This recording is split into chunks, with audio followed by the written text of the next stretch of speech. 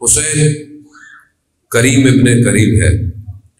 جو امام حسین علیہ السلام کی راہ میں خرچ کیا جائے، چاہے وہ مال ہو، چاہے وہ وقت ہو، چاہے وہ قدم ہو، چاہے وہ فکر ہو، امام اسے کئی گنا زیادہ لوٹا کے واپس کرتے ہیں. امام تو وہ ہیں کہ جب شخص امام کے پاس آیا اور مدینہ ہے، ضرورت مند ہے، امام کے گھر گیا، امام نے اسے دروازے کے پیچھے سے دیا.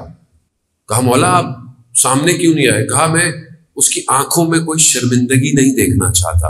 وہ اتنے بڑے کریم ہیں، یعنی ان کی دین جو ہے وہ سب کے لیے کھلی ہوئی ہے.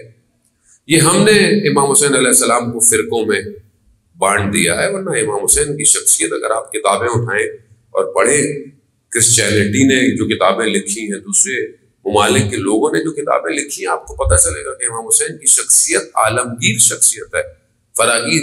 کیوں؟ کیونکہ کربلا کے اندر وہ یونیورسل فیکٹر ہیں کہ جو پوری دنیا کے لیے ایک جیسے ہیں. جس میں پہلی چیز مظلوم کے ساتھ اپنی آواز کو بلند کرنا. یہ پوری دنیا میں یونیورسل ہے. جہاں بھی ظلم ہو رہا ہے، فطرت یہ کہتی ہے کہ ظلم کے مقابلے میں کھڑے رہو، مظلوم کا ساتھ دو. یہ فیکٹر پوری دنیا اس میں انوالو ہے، پوری دنیا اس کو سمجھتی ہے. نیلسن منڈیلا کو جب زندان کے اندر کہا گیا، پریشر ڈالا گیا کہ ختم کرو اپنی اس تحریک کو اور سائن کرو اور دستبردار ہو جاؤ، تو وہ کہتا ہے مجھے اس رات کو امام حسین علیہ السلام کی قربانی یاد آئی. تو اس نے سیکریفائس نہیں کیا.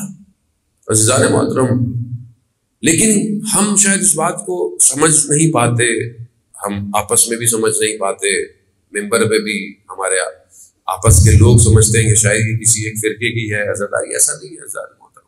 آپ سفر کو دیکھیں کہ پروردگار جب انبیاء کو بھیج رہا ہے تو اس کا ہدف ہے کہ یہ امت کمال پہ پہنچے، یہ امت رشد کرے.